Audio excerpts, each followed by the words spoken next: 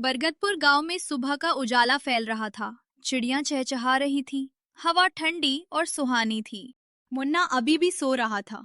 तभी दादी मुन्ना के पास आती है। उठ जा बेटा, आज तुझे एक डरावनी कहानी सुनाऊंगी। सच में दादी, डरावनी कहानी? ठीक है, चलो।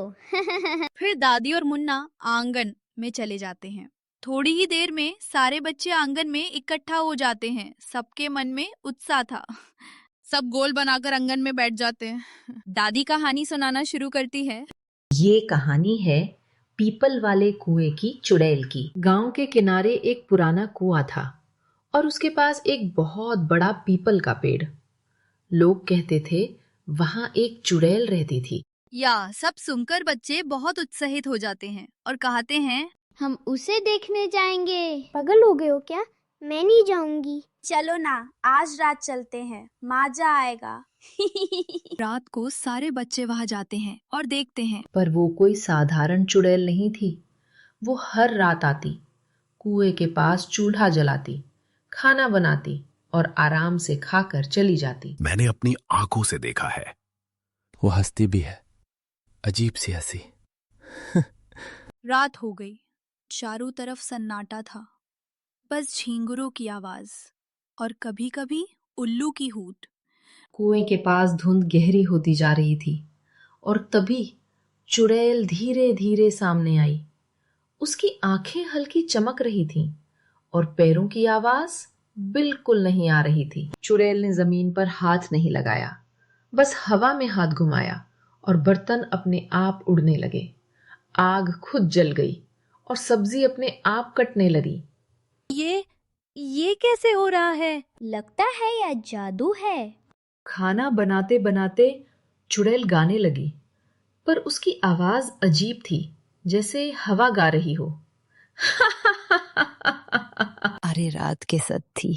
अरे धीरे धीरे कुएं के पास कुछ और परछाई आने लगी। अब यह सब लोग कौन हैं? लगता है उनके दोस्त है।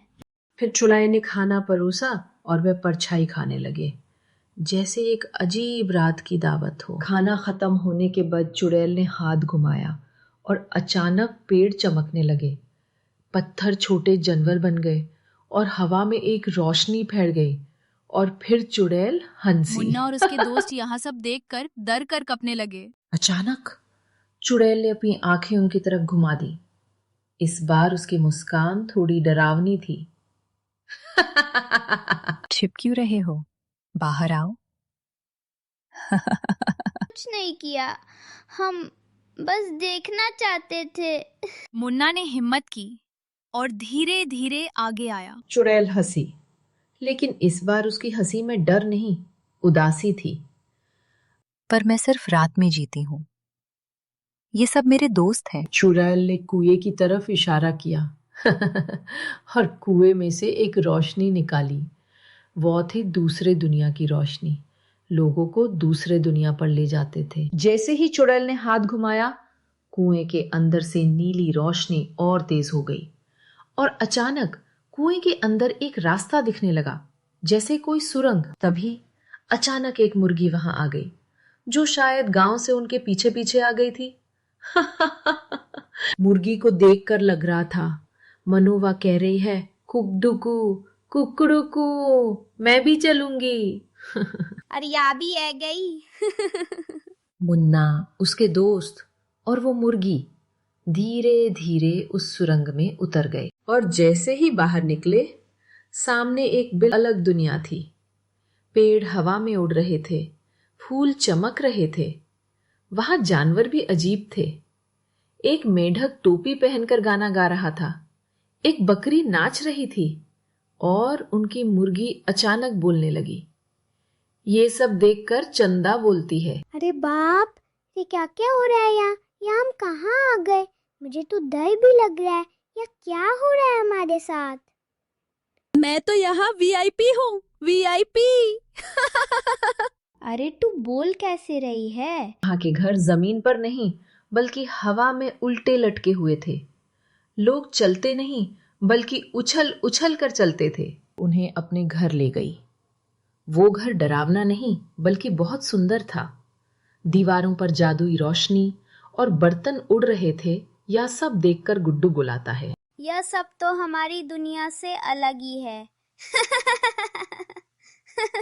मुर्गी तो पूरी मस्ती में आ गई, कुर्सी पर बैठ गई, खुद प्लेट उठाई और खाने लगी। आज तो बहुत मजा आ गया। ये तो हमसे भी आगे निकल गई।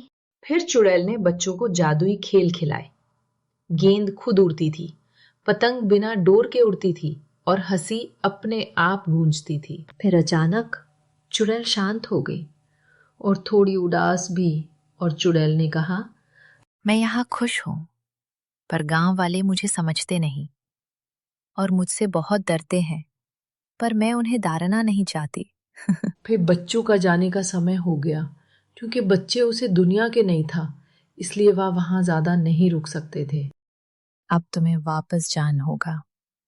चलो, मैं तुम्हें वहां छोड़ आऊं। हम फिर दोबारा मिलेंगे प्यारे बच्चों। बच्चे वापस लौट आए और मुर्गी भी उनके साथ। वापस आ गई, फिर से कुकदुकू करने लगी।